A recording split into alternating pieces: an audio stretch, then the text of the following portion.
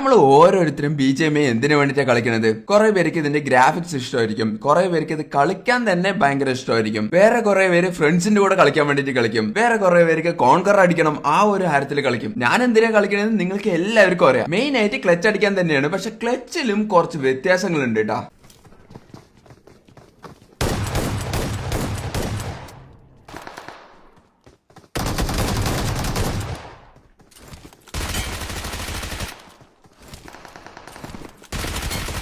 ഇത് actually normal clutch. ഇത് അങ്ങനെ വലുതായിട്ടൊന്നും പറയാനൊന്നുമില്ല. പക്ഷെ ഈ ഒരു ക്ലച്ച് നിങ്ങൾ കണ്ടു നോക്കട്ടോ. ഇതിലെ അവസാനമാണ് ആ ഒരു ഫീലിംഗ് കിട്ടുന്നത്.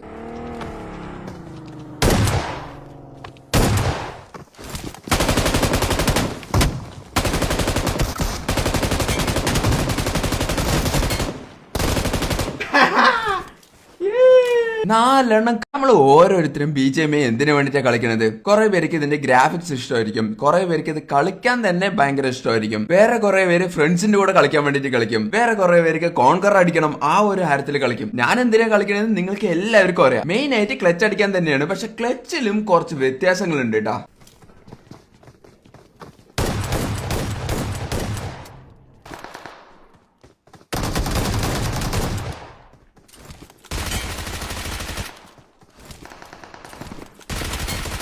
ഇത് ആക്ച്വലി നോർമൽ ക്ലച്ച്. ഇത് അങ്ങനെ വലുതായിട്ടൊന്നും പറയാനൊന്നുമില്ല. പക്ഷെ ഈ ഒരു ക്ലച്ച് നിങ്ങൾ കണ്ടു നോക്കട്ടോ. ഇതിലെ അവസാനമാണ് ആ ഒരു ഫീലിംഗ് കിട്ടുന്നത്.